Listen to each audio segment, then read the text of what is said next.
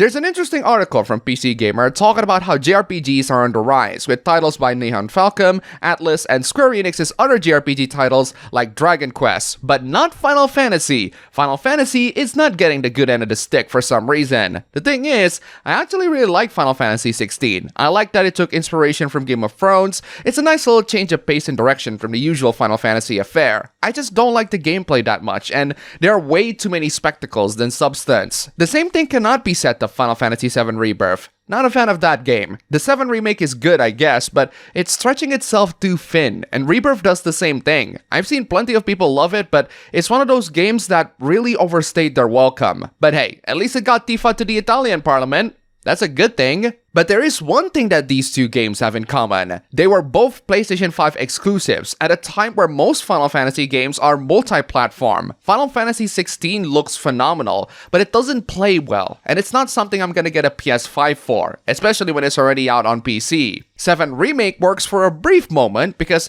there was genuine hype for it, and people want to know what they did in the game. But that same magic is not as exciting in 7 Rebirth. But then again, Nihon Falcom also released their games on the console before the PC port several years later. Same goes to ATLUS before they went all in on PC. But then again, the PS4 sold much better than the PS5, and there are plenty of great PS4 exclusives that make the console worth buying at the time. I still do think that the games being PlayStation 5 exclusives play a significant factor in their failure. Heck, Square Enix even declared that they're not gonna do exclusives anymore. There's also one factor, which is that Final Fantasy has been rather underwhelming as of late. Not bad, but not amazing either, just all around mid. In conclusion, Square Enix should probably make better games. Personally, I think Final Fantasy suffered a downfall from its peak ever since the 10th game. I have seen mixed opinions on the 10th game onwards, except 14. 14 is the GOAT MMO, and it's still the GOAT MMO.